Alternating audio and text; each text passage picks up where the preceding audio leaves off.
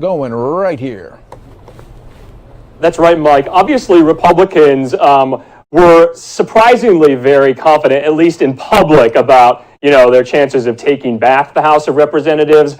Obviously, that has not happened. Fox is confirming that the Democrats are retaining control of the House with a pickup of 5 seats. Now, a lot of the polls we were following in the days leading up to the election, the spread there was between 5 and 15 seats. So, and we'll be following that throughout the night to see if they pick up any more. But right now, it looks like the Democrats are retaining the control of the House of Representatives.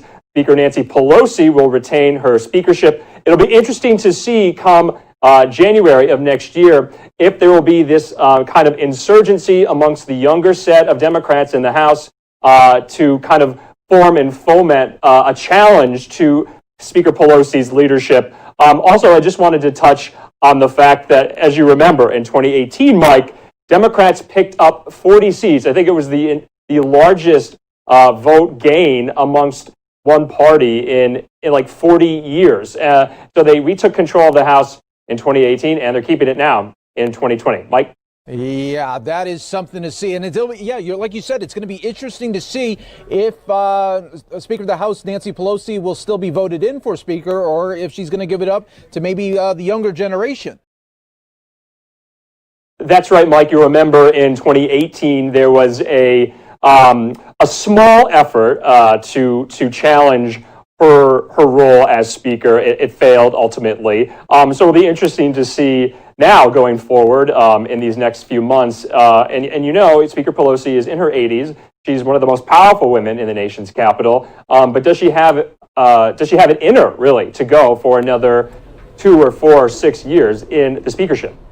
Yeah, that'll be something to see. And then also, Andrew, let's break it down now for everybody. If you're just joining us here on News Now from Fox, welcome. We are your source for coverage here, bringing you the very latest from across the country. We have a team of correspondents breaking it all down for us as well.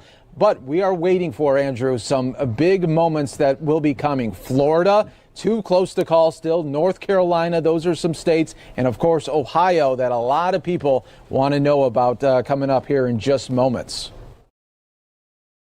That's right, Mike. We're really watching these states closely. And these states went for Trump in 2016. It'll be interesting to see if Biden is outperforming him in these counties we're watching, like Cuyahoga County in Ohio, New Hanover in North Carolina, and in Georgia and Texas, states that are predominantly Republican, are too close right now, and they're being counted as well. So the margins are very thin.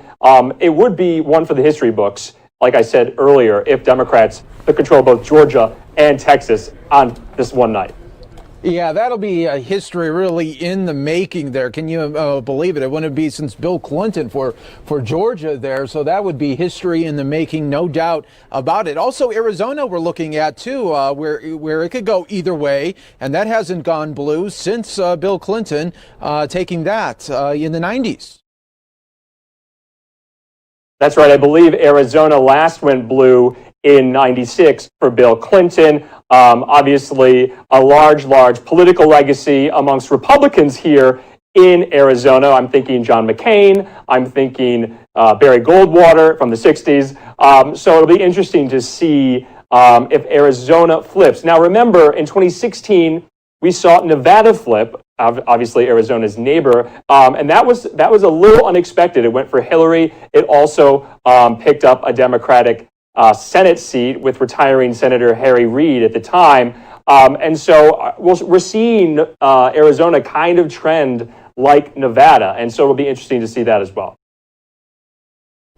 Yeah, it will be. So everything is still on the line right now. We continue to see the numbers there. You can see it. Those numbers aren't going to be leaving your screen at all tonight. 119 to 92. That's the breakdown. But obviously, those will be changing throughout the night. Up, down, up, down. We got you covered here on News Now from Fox. And Andrew, you have an interview that's you're going to be having right